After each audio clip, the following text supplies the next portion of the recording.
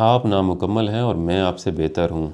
ये जुमला आपकी ज़िंदगी में रोज़ आपके कैरियर को, आपके रिलेशनशिप को और आपकी खुशियों को खा रहा है।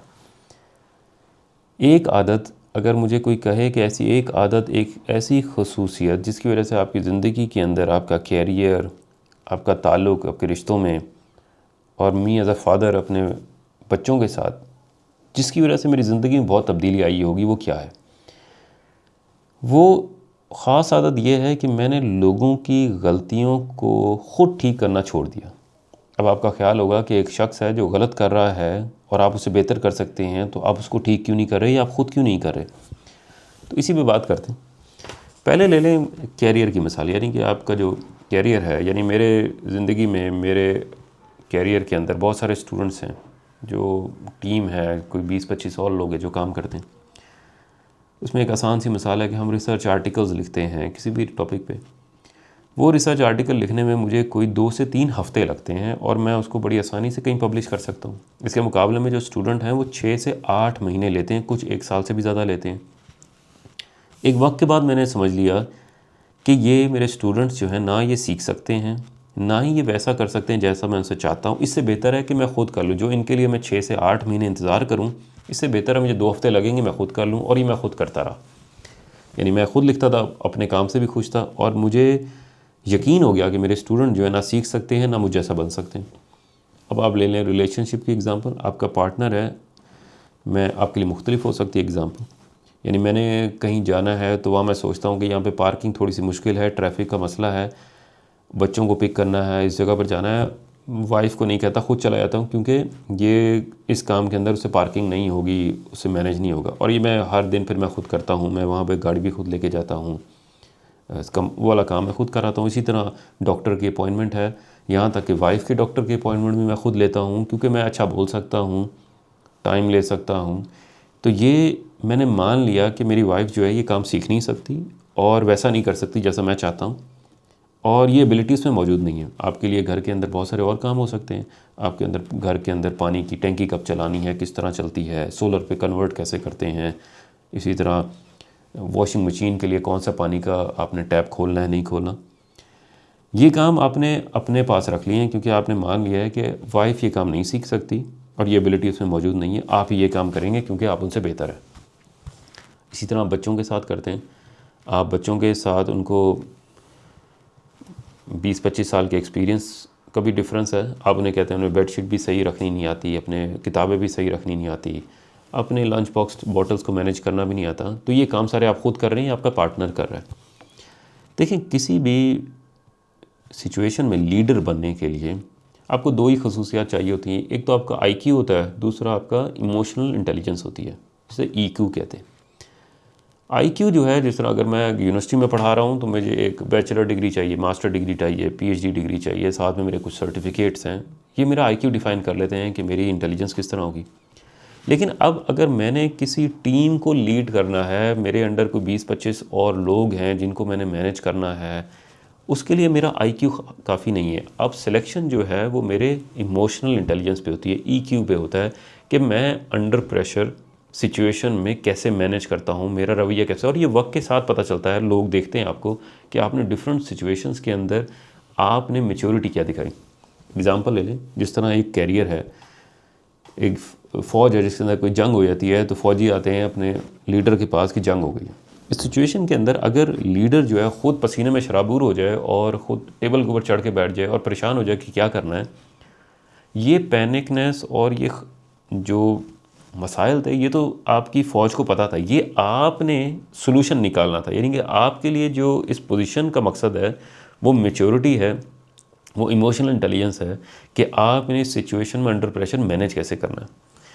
इसी तरह आपकी फैमिली के साथ है, बहुत सारे ऐसे इश्यूज़ आ जाएंगे जिसमें आपके घर के अंदर पैसों का मसला है, आपके घर के अंदर कोई लड़ाई हो गई, किसी ने आपको कुछ बुरा भला कह दिया है। उस सिचुएशन के अंदर आपने बिहेव कैसे किया, ये आपको लीडर बनाता है। इसमें मर्द और औरत का लीडर होना ज़रूरी नहीं है। इसमें जिसके पास ये इमोशनल इंटेलिजेंस होती है वो ऑटोमेटिकली लीडर बन चुका होता है। ऐसा नहीं है कि आप कहेंगे नहीं आज से तुम लीडर हो। ये एबिलिटीज़ जिसके पास होती हैं वो लीडर बन जाता है। अब बच्चों के साथ सबसे ज़्यादा जुल्म होता है। बच्चे आपके पास आते हैं कि मैं इम्तिहान में फ़ेल हो गया हूँ, इसमें आपका क्या रिस्पॉन्स होगा? आप ख़ुद पैनिक हो जाएंगे, उसे लड़ेंगे, उसे थप्पड़ लगा देंगे, उसे जो है डांटेंगे। इसी तरह जो है आप अपनी पार्टनर को बताएंगे, अपने माँ बाप को बताएंगे, देखें फ़ेल हो गया, रिश्तेदारों को बताएंगे। अब बच्चे को चोट लग जाती है, बच्चा आता है, तो अब मैंने ज़्यादातर देखे माँ बाप खुद रो रहे होते हैं। बच्चे को चोट लगी है, माँ बाप भी रो रहे हैं। देखें, दर्द को आपके मैं वैलिडेट कर रहा हूँ, दर्द नॉर्मल है, एक नेचुरल है, लेकिन वो बच्चा आपके पास आया है दर्द के साथ, परेशानी के साथ, एक इशू के साथ, और आपके पास इसलिए आया है क्योंकि आप एक ट्रस्टेबल लीडर हैं। आपने उसको इस दर्द से निकालना है, सोल्यूशन लेके आनी है, उसको कोशिश करना है, इसके स्टेप्स क्या हैं। लेकिन अगर आप ख़ुद पैनिक हो गए हैं और आप ख़ुद उससे ज़्यादा इमोशनल ट्रॉमा में हैं, तो वो जान जाएगा बड़ी आसानी से कि आप उसकी सोल्यूशन का हल नहीं है, यानी उसके जो इश्यूज़ हैं उसका सोल्यूशन नहीं है, उसका हल नहीं है। यानी अब वो वक्त के बाद ऐसा होगा कि अगर वो फेल होगा, आपके पास नहीं आएगा, उसे पता है कि आपने उससे भी ज़्यादा पैनिक हो जाना है। इसी तरह जब वो उसे कोई चोट लगेगी तो वो आपके पास नहीं, उस शख्स के पास जाएगा जो उसका सोल्यूशन निकाल सकता है। अच्छा, इन तीनों से आपको पता चल गया कि आपके पास इमोशनल इंटेलिजेंस होनी चाहिए। इमोशनल इंटेलिजेंस पे सबसे ज़्यादा काम जो है वो डैनियल गोलमैन है, जिसने बहुत सारी बुक्स लिखी हैं, बहुत सारे आर्टिकल्स हैं इसके। मेरा नहीं ख्याल कि इससे ज़्यादा किसी ने इस टॉपिक पे लिखा हो। वो कहता है इमोशनल इंटेलिजेंस जो है वो 4 चीज़ों से बनती है। आपके पास सबसे पहले जो है आपने अपनी ईगो को मारना है, जिसको सेल्फ अवेयरनेस कहते हैं। यानी कि आप अपने आप को जान लें, आपके लिए रिश्ते क्या इंपॉर्टेंट हैं, आप क्या चाहते हैं, आपके लिए कैरियर क्या इंपॉर्टेंट है, और इन डिसीजंस के अंदर आपकी अना नहीं होनी चाहिए, आपकी ईगो नहीं होनी चाहिए। इसके बाद जो दूसरे नंबर पे है वो आपका है रिएक्शन है। किसी भी सिचुएशन के अंदर आपके इमोशंस किस तरह हैं और आप सेल्फ मैनेजमेंट कैसे करते हैं। यानी कोई इशू आ गया है, इसके अंदर आपने इमोशनल आपका रिस्पॉन्स किया था, आपने रिएक्ट कैसे किया, वो आपको इमोशनली इंटेलिजेंट बनाता है। तीसरे नंबर पर है सोशल अवेयरनेस। वो कहता है कि आप किसी के लिए फीलिंग्स क्या रखते हैं, एहसास क्या रखते हैं, आपके रिश्तों में, आपके स्टूडेंट्स के लिए, कोलीग्स के लिए, क्या आप उनकी फीलिंग को समझ सकते हैं और उनके लिए एम्पैथी रखते हैं, तो ही वो आपको अपने से बड़ा इमोशनली इंटेलिजेंट शख्स मानते हैं। चौथे नंबर पे है कि आप रिलेशनशिप की मैनेजमेंट कैसे करते हैं। मेरा ख्याल है जो सबसे इम्पोर्टेंट स्किल है इन तमाम इमोशनल इंटेलिजेंस के अंदर, वो आपकी है रिलेशनशिप मैनेजमेंट। आपका बॉस के साथ है, माँ बाप के साथ है, बहन भाइयों के साथ है, जितने आप इश्यूज़ देखेंगे, इसके अंदर एक बहुत बड़ा रीज़न ये है कि आप पुअर मैनेजर हैं। यानी आप ना उनका टाइम उनके साथ मैनेज कर सकते हैं, उनको बता सकते हैं क्या गलत है, क्या सही है, और इस पुअर मैनेजमेंट में आपका कैरियर, आपका अपनी बीवी से ताल्लुक़, आपका अपने बच्चों से ताल्लुक़ मुतासिर होता है। देखिए, इम्पॉर्टेंट ये है कि आपने ग्रो एज अ टीम करना है। यानी कि ये इम्पॉर्टेंट नहीं है कि जो लोग हैं वो कैसा काम कर रहे हैं अभी, लेकिन आपने उनको सिखाना है कि वो बेहतर करें और इस इशू को रिज़ॉल्व करें। यानी अब मेरे स्टूडेंट्स हैं, उनसे मैंने अब उनको फ्री विल दी। मैंने कहा आप अपना टाइम बता दें कितने टाइम में करेंगे। उन्होंने कहा जी हमें 6 महीने लगेंगे। मैंने कहा आपके पास फ्री टाइम है, आप 6 महीने में रिसर्च आर्टिकल लिखें, मैं आपके लिए अवेलेबल हूँ हर तरह से, टेक्निकली भी, इमोशनली भी, फाइनेंशियली भी। जहाँ पर आपने आर्टिकल भेजना है पब्लिश करें, मैं अवेलेबल हूँगा। लेकिन मेरी एक्सपीरियंस से, मेरी एक्सपर्टीज़ से आप सीखें, और उसके बाद आप जितना टाइम लगा सकते हैं और लगाएं, और उसके बाद अपना ये टाइम आहिस्ता आहिस्ता कम करते रहें और एक्सपीरियंस से सीखते रहें। उससे पिछले 5 से 7 साल में इतना फ़र्क पड़ा कि अब स्टूडेंट जान चुके हैं कि मेरी लाइकिंग, मेरे लिए पसंदीदा चीज़ क्या है, क्या चीज़ें मैं पसंद करता हूँ, किस टाइमिंग पे पसंद करता हूँ, और वो मेरे एक्सपीरियंस से बहुत सारी चीज़ें अब सीख चुके हैं। यानी अब एक उनके अंदर कॉन्फिडेंस मौजूद है कि वो कर सकते हैं, और ये एबिलिटी उनमें मौजूद है, क्योंकि उससे पहले तक मैंने उनको ये चीज़ एक तरह का तासुर दे दिया था कि उनके अंदर ये एबिलिटी भी नहीं है और ये सीख भी नहीं सकते। अच्छा, बहुत दफ़ा आपका बॉस भी गलत हो सकता है, आप उसको कैसे मैनेज करते हैं। ज़्यादातर लोग इस कोशिश में लगे रहते हैं कि हम किसी तरह अपने बॉस को गलत साबित कर दें। यानी अगर उसको गलत कह भी रहे हो, बहुत दफ़ा कह भी रहा होता है। इसी तरह है जिस तरह आपके रिलेशनशिप के अंदर आपके माँ बाप हैं। ज़्यादातर लोगों की कोशिश ये होती है कि हम साबित कर दें मेरा बॉस है, मेरे माँ बाप हैं, आप गलत हैं, आपको पता ही नहीं है, आप पुरानी सोच के मालिक हैं, आपके पास इंटरनेट का इन्फॉर्मेशन नहीं है, नॉलेज नहीं है, और आप बिल्कुल गलत हैं। यानी हम उनको क्रिटिसाइज़ करते हैं पब्लिकली, सिर्फ बताने के लिए कि आपके पास नॉलेज कम है। जबकि इशू ये था कि मैं चाहता हूँ कि मेरा मेरे कैरियर में, मेरे रिलेशनशिप में मेरे ताल्लुक़ अच्छे रहें और हम इस इशू को एक साथ रिजॉल्व करें। कैरियर में हो सकता है कि आपके कंपनी के गोल्स हों, घर के अंदर आपकी खुशियाँ हैं, आपके कॉमन गोल्स हैं जिसमें एक अच्छा कॉमन कल्चर चल रहा होता है। यानी कि गोल्स तो आपके डिफ़ाइन थे कि एक अच्छा रिलेशनशिप होना चाहिए, लेकिन आपकी कोशिश ये होती है कि आप अपने आप को उनके सामने एक बड़ा साबित करें कि मैं बड़ा हूँ, आप छोटे हैं और आपके पास ये इन्फॉर्मेशन नहीं है। इसके बाद ऐसा हो ही नहीं सकता कि कैरियर में, रिलेशनशिप के अंदर आपके ताल्लुक़ जो हैं बेहतर हो जाए। बहुत दफ़ा इंटरव्यूज़ में बैठा होता हूँ तो वहाँ पर जब लोग इंटरव्यू ले रहे होते हैं, ख़ास तौर पे जो हायर मैनेजमेंट के लिए होते हैं, क्योंकि एक छोटी पोजीशंस के लिए आपका आईक्यू काफ़ी होता है वो पोजीशन पूरी करने के लिए। आपको एक स्किल है, आपको एक प्रोग्राम लिखना है, उसकी बेस पर आपकी जॉब, आपके पैसे मिल रहे हैं आपको। लेकिन जो हायर मैनेजमेंट की पोजीशंस होती हैं उसके अंदर आपकी इमोशनल इंटेलिजेंस चेक की जा रही होती है। उसमें आपसे ये सवाल नहीं किए जाते हैं कि आप मुझे ये चीज़ बताएं कि ये कैसे होती है और मैं अपना नॉलेज शेयर करूँगा, नहीं मुझे ज़्यादा पता है। यानी बहुत ही कम इंटरव्यूज़ आपको मिलेंगे कि जिसके अंदर जो इंटरव्यू लेने वाला बंदा है वो आपको सिर्फ ये बता रहा हो कि मेरे पास नॉलेज ज़्यादा है, आपके पास कम है। ऐसा नहीं होता। जितनी भी बड़ी पोजीशंस हैं उनकी इंटरव्यूज़ के अंदर आपकी इमोशनल इंटेलिजेंस को चेक किया जाता है कि सिचुएशन में आपका रिस्पॉन्स क्या था। यानी आपने कितने प्रोजेक्ट्स किए हैं, ये वाला प्रोजेक्ट आपने टाइम पे फिनिश नहीं किया तो आपका रिस्पॉन्स क्या था। वो कहेगा कि हमने इस तरह किया, ये चीज़ें मैनेज की, हमने नए मेंबर्स लिए, हमने ये चीज़ यहाँ से पूरी की और इस तरह हमने इसको इस टाइम पर मैनेज किया बगैर किसी फाइनेंशियल लॉस के, या जो भी इसकी सोल्यूशन होगी।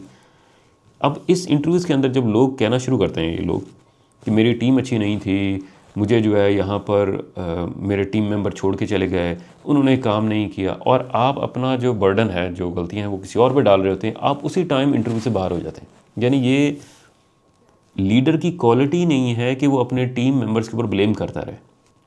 आपका काम है उसको मैनेज करना, और अगर इश्यूज़ हो रहे हैं उसको रिस्पॉन्सिबिलिटी लेना कि हमारे इश्यूज़ थे जिसको वक्त पर मैनेज नहीं किया जा सका और उसको हमने इस तरह मैनेज किया। लेकिन अमूमन लोग इस चीज़ को नहीं समझते और इसीलिए हायर मैनेजमेंट के इंटरव्यूज़ में लोग समझते हैं कि सिर्फ मैं अपनी क्वालिफ़िकेशन से, अपनी डिग्री से पोजीशन ले लूँगा। लेकिन ज़्यादातर जो बड़ी पोजीशन है उसके अंदर आप देखेंगे कि वो आईक्यू को, यानी कि आपकी जो डिग्रीज़ हैं, आपकी जो इन्फॉर्मेशन है जो आपके पास है, उसको भी साइड लाइन कर देते हैं, क्योंकि उनके लिए ज़्यादा इंपॉर्टेंट होता है कि हम मैनेज कैसे करेंगे। अच्छा, अब आते हैं फाइनल के घर के अंदर सोल्यूशन किस तरह होता है। यानी एक आसान सी मिसाल ले लें, आपके घर के अंदर गंद पड़ा हुआ है, आपकी मर्ज़ी ये है कि आप जब घर आएँ तो आपकी बीवी जो है घर साफ़ सुथरा रखे, लेकिन वैसा नहीं हो रहा। बड़ी कॉमन सी मिसाल है, आपके साथ शायद ऐसा हो रहा हो। अब इसके अंदर दो इश्यूज़ हैं मेन। पहला तो ये है कि आपके लिए और आपकी वाइफ के लिए हो सकता है कि सफाई के स्टैंडर्ड डिफरेंट हो।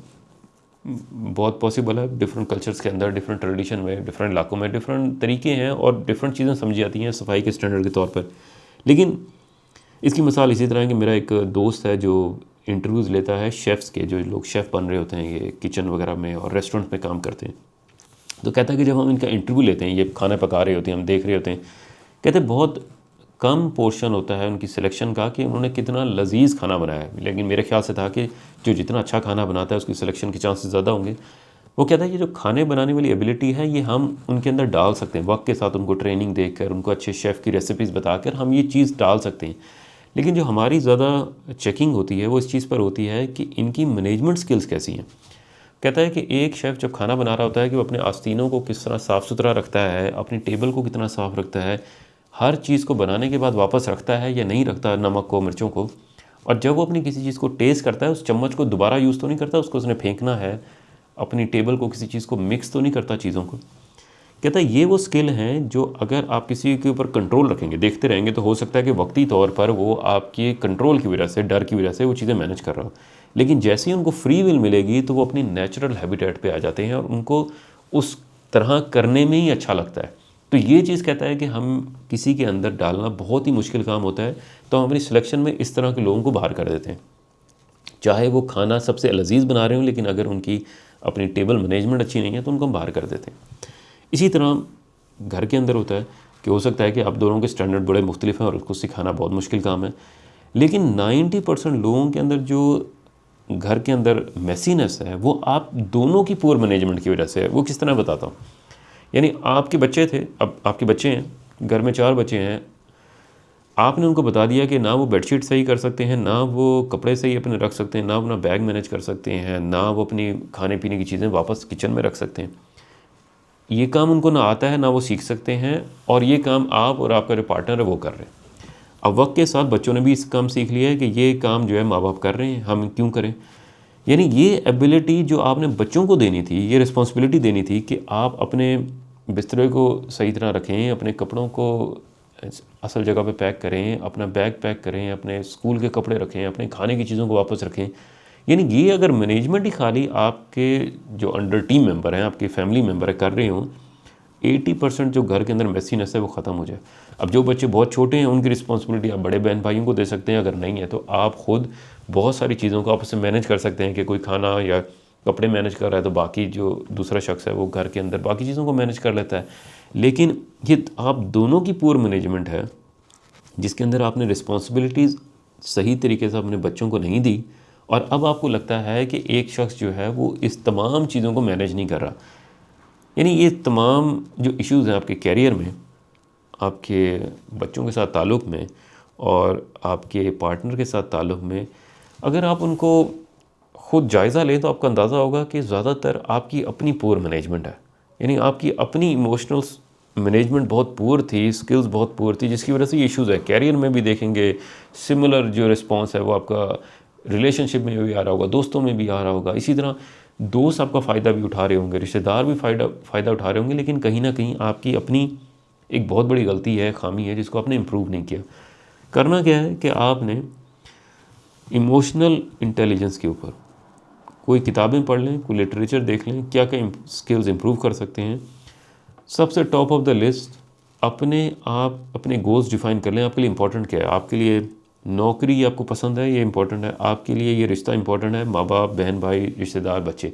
यानी ये वो चीज़ें हैं जो आपके लिए बॉटम लाइन है, यानी कि ये इससे आप कम हो ही नहीं सकते। तो आपने इसके ऊपर जो बेहतरी की चीज़ें वो करनी है।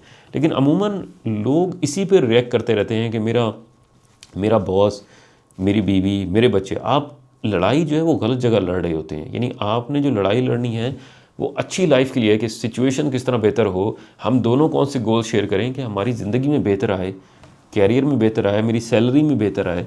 लेकिन हम लड़ाई गलत जगह लड़ रहे होते हैं। अपनी ओपिनियन दीजिएगा और कोशिश करता हूँ कि आप अपनी इमोशनल इंटेलिजेंस बेहतर कर सकें और अपनी ज़िंदगी ज़्यादा खुशियों के साथ गुजार सकें। बहुत शुक्रिया।